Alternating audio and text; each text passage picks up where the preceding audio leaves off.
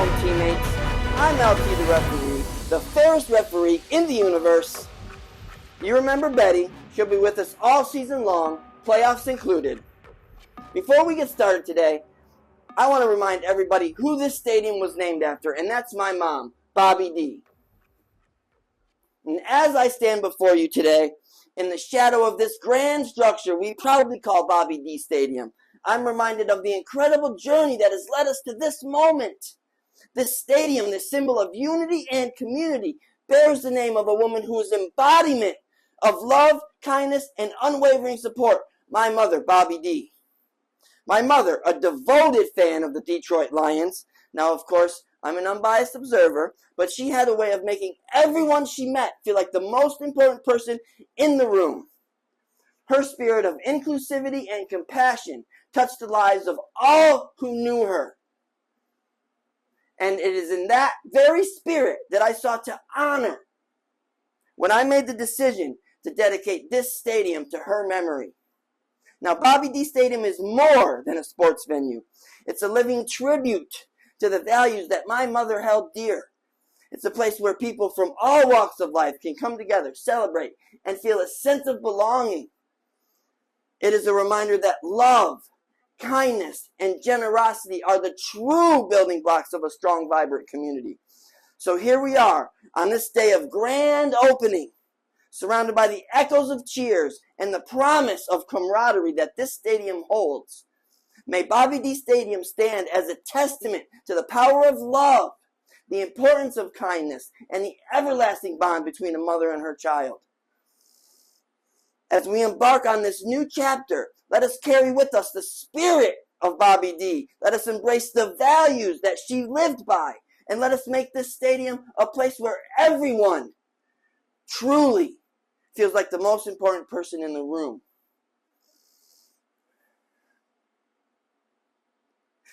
I want to thank you for being a part of this journey. I want to thank you for honoring the memory of Bobby D. And thank you for making Bobby D Stadium a beacon of light in our community. Enjoy the games, the cheers, the sense of togetherness that awaits you here at Bobby D Stadium. Welcome back to Bobby D Stadium, teammates. I'm LT the referee coming at you with my Week 3 NFL picks. First game, we're going to go visit my buddy Jason the Dragon Slayer in New Orleans, where the Eagles flying into town. Now, I believe the Eagles and the Saints score big. Lots of points are going to be put up on the board this week, despite their defenses. I believe Jalen Hurts throws for one and rushes for one, probably a tush push into the end zone. Saquon Barkley scores 2 as well, and we throw Goddard in for another one. But let's go over to the New Orleans sidelines. Alvin Kamara is having an excellent season, coming off a 4-touchdown game week. Derek Carr is having a resurgence. I love it. I love it. Derek Carr deserves some goodness to happen. He's been stuck in football purgatory forever. My predictions: Chris Olave scores a touchdown, goes over 100 yards. Alvin Kamara scores one on the ground and catches one. I think Rashid Shaheed goes off again. And my ultimate prediction for this game is, who dat, baby? The New Orleans Saints coming through with the dub on Week 3 against Philadelphia. This one goes out to you, Jason the Dragon Slayer. I love you, bro. Can't wait to talk to you again soon. Prediction number 2 is coming from the Cleveland Browns and the New York Giants. I believe this game is a low-scoring game. I believe, this isn't much of a stretch, all you football fans know, that Daniel Jones will throw an interception. I do believe Neighbors gets over 80 yards in the air for the Giants. And I think Cleveland comes out pretty solid. I think Cleveland gets a rushing touchdown out of Jerome Ford. I think Deshaun Watson has an okay game, but ultimately, I think the New York Giants win this game going away. Cleveland is just as bad as the Giants, so it's 2 really bad teams playing each other.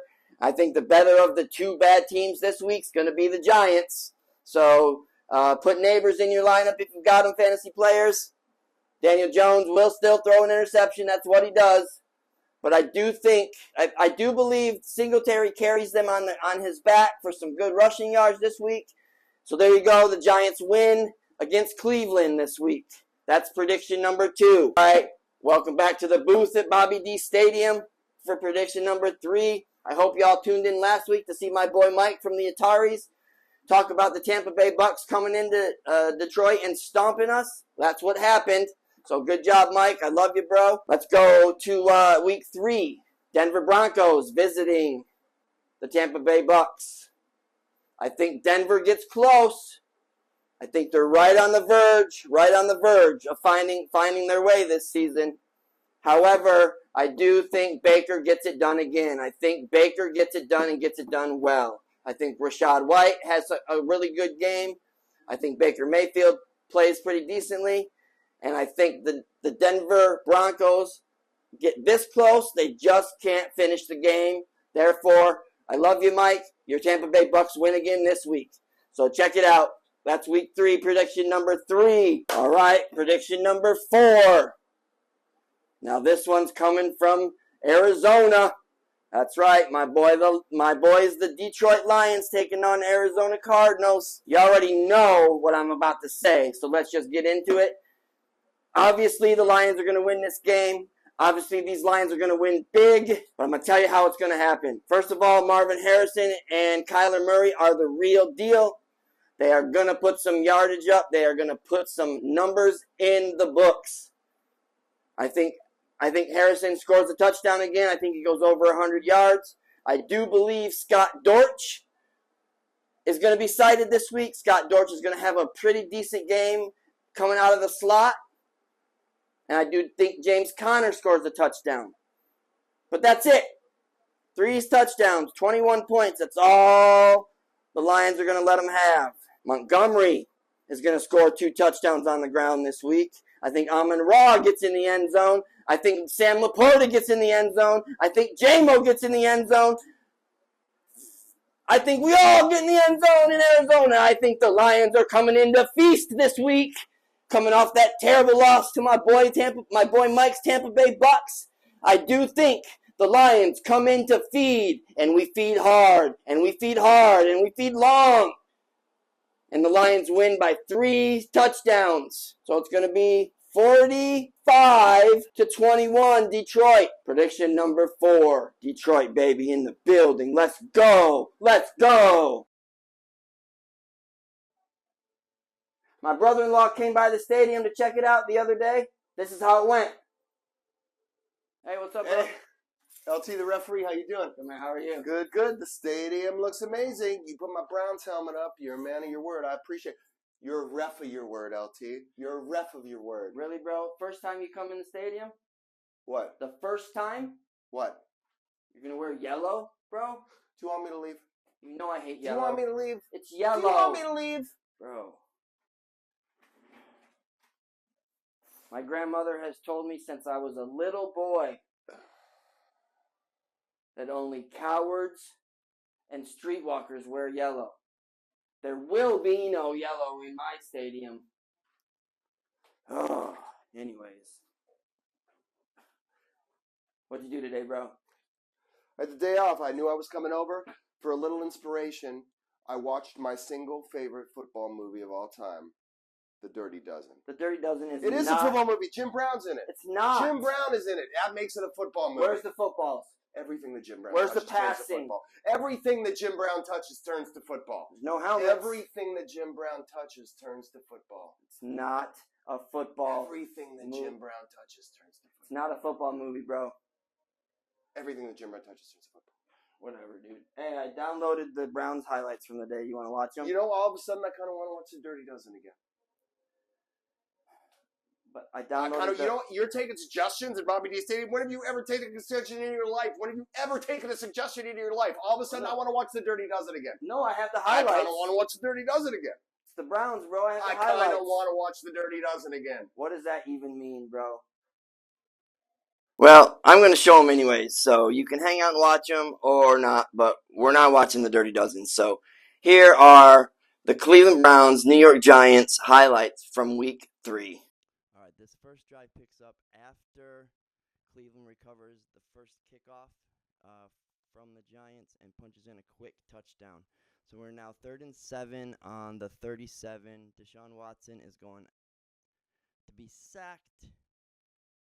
Now we've got 2nd and 16 for Daniel Jones. He throws over the middle to Robinson. Robinson gets it for a really nice play. And we're moving forward. Daniel Jones, screenplay. 3:39 left in the first to Singletary. Singletary runs it, gets it to about the 2 or 3 yard line, and is about to punch it in from there. So we are now at 7-7 at the end of the 2 minutes left in the first. Now this is what absolutely infuriates me. That I'm sitting on the sidelines, sitting in Bobby D Stadium on Sundays, and the officials that are on the field right now are just blowing calls left and right. This is the first touchdown scored by the New York Giants against the Cleveland Browns on Sunday. It was not a touchdown. I don't know how they blew it. There was no replay assist. There was no booth review. There was no red flag. Like, it was clearly not in the end zone. Why am I not calling these games? Can you explain that to me, NFL? Why am I not calling these games? All right, well, let's get back into it anyways. We are at 1:30 left in the first. Deshaun Watson gets creamed again for the sack. 3rd and 15. They're coming at it, coming at you. Here come the Giants again. 3rd and 15, sacked, back-to-back plays. Let's go. New York Giants, 7-7 at the end of the first. We're still at 7-7 in the second. 7 minutes left. Pass to Robinson again. Goes for a nice first down. Gets creamed. Loves it. We're moving. Giants ball. 2nd and 8. 2.5 minutes left to go, and we have a catch by Neighbors. Let's take a look at this again. Do they show it? Are they going to show the replay? I don't know. The Browns think they had a out of bounds. They don't even review it, so I guess we're moving forward. We are at 1:48 in the second, and we have a touchdown from Daniels to Neighbors with 1:44 left to take a 13-7 lead, barring the field goal. And we are moving on. Oh, look. Okay, they're showing it. There are 2 feet down in bounds before he touches the white. So that is a good touchdown. 40 seconds left in the second, and it's Cleveland's ball. Deshaun Watson is sacked, fumble. 32 seconds left in the second quarter. The Giants just picked up their recovery on that fumble. They have a pass from Daniel Jones to Malik Neighbors. Malik Neighbors scores his 2nd touchdown in the first half. And the Giants are clobbering the Browns at this point. On to 14:56 in the third. The Browns have the ball on their own 30-yard line. Deshaun Watson is, guess what, sacked again. All right, it is Giants ball again. 14 minutes left. Play action fake. This is the reception to the tight end. Still don't know his name. To 11:28 in the third. Watson, guess what? Sacked again. 21-7. Giants still. We have jumped ahead in the game. 7:50 left in the fourth. Cleveland's ball. They put up a score, so it's 21-15. And we have Deshaun Watson in the shotgun. Handoff, fumble, recovered by the Giants. Wah, wah, wah. Winding down this Cleveland Browns Giants highlight. We have the Giants ball, 2:22 left on the clock, 21-15. Devin Singletary up the right side of the field, goes all the way in. Oh, takes a downs it, at the 1 yard line with 2 minutes left. So it's 21-15, and Singletary decides to not go in the end zone. That is not a very smart play. That's a smart play if there's less than a minute left in the game. But when there's 2 minutes left, I don't know if I would have actually done that. Take the score. You're already up 5 points, 6 points. So you take the go-ahead touchdown or the other touchdown, and you're pretty much unreachable at that point. I don't know what he was thinking, but I don't know. I'm not a football player. I'm a referee. All right, well, that's where the Cleveland Browns highlights end. 21-15. Browns are terrible. Browns are terrible.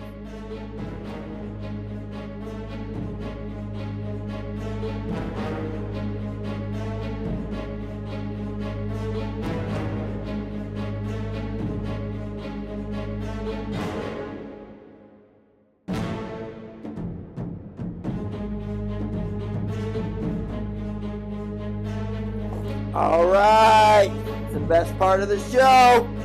Time to talk about the Lions game. Ready, Scar? Yeah. You ready, Betty? Let's do it.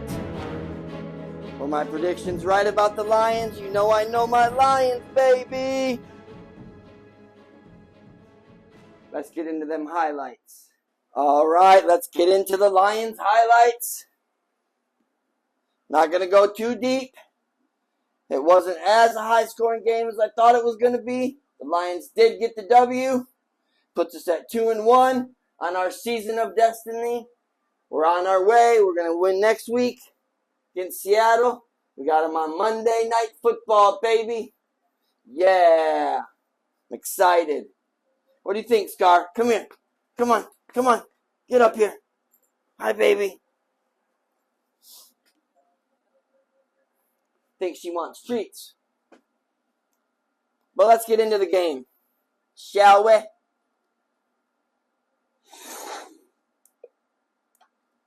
So, we picked the game up in the first quarter. First play of the game, David Montgomery blows for like 12 yards on the first rush.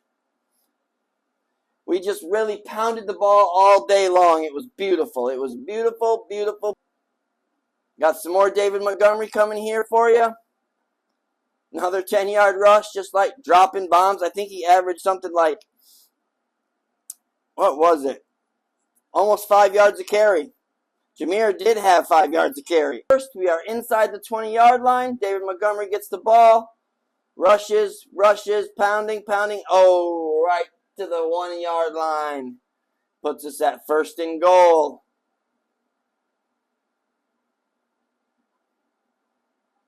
I'm going to give it back to Montgomery. Bam, for the first quarter touchdown. Take the lead. 7-0. It was 7-7 after the first. We got Kyler Murray coming out on the field now. He's going to get an hour in the pocket here. And he finds Marvin Harrison. Kyler's got an hour in the pocket, decides to take off. Gets the first down on 1st and 20. Pretty impressive. That dude is the real deal. If you don't know, you better ask somebody.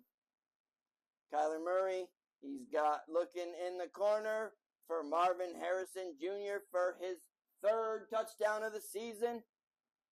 Marvin Harrison Jr. had, I think, he had 64 yards. We got the Sun God getting the ball over the middle. Second quarter, bam, give the ball to Gibbs. Up the middle, 1st and goal. Looking at Amon-Ra for the touchdown on 3rd and goal. The Sun God, baby. First down. It is second quarter, 36 seconds left. This is the best play of the game. Amon-Ra across the middle for the hook and ladder to Gibbs. Gibbs for the touchdown, All right, baby. Let's take a look at this hook and ladder in slow-mo. It was such a pretty play. You've got Amon-Ra lined up all the way on the outside. You've got Jahmyr Gibbs coming out of the backfield.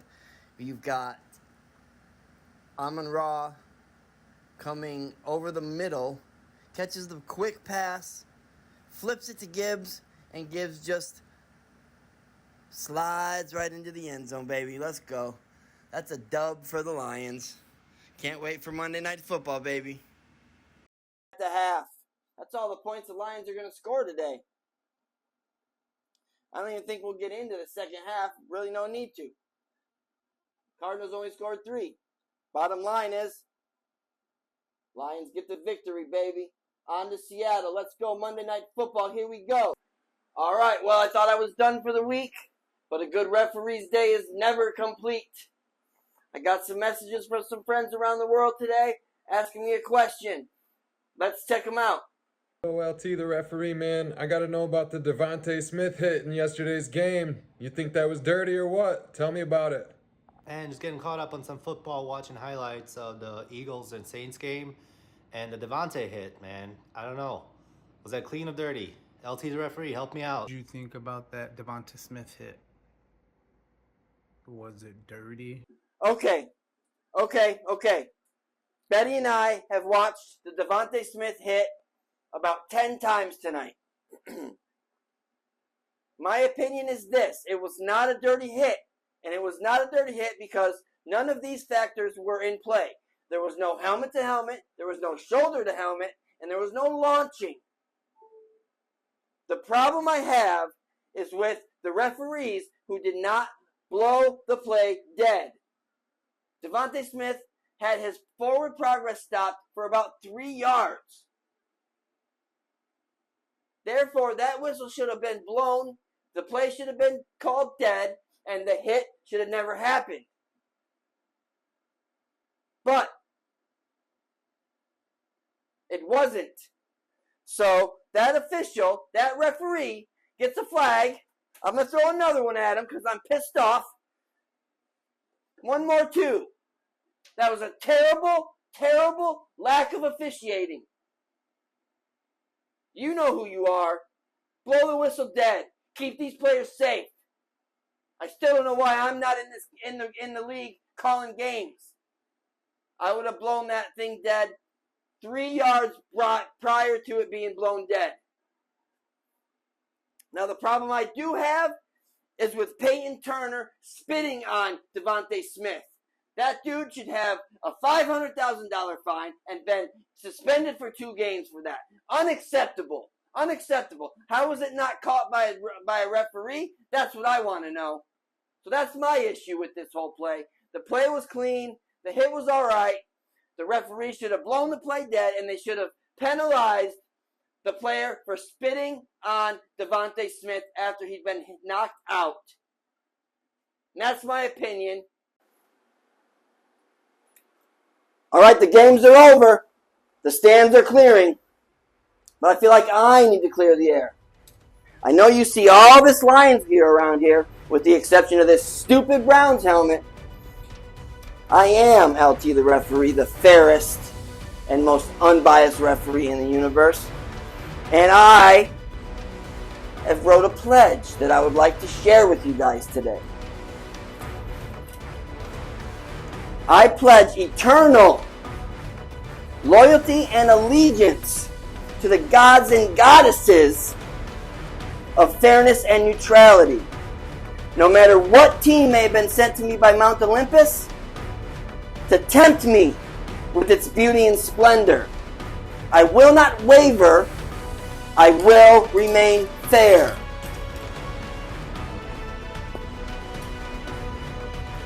I've enjoyed our time together this week. I'll see you next time.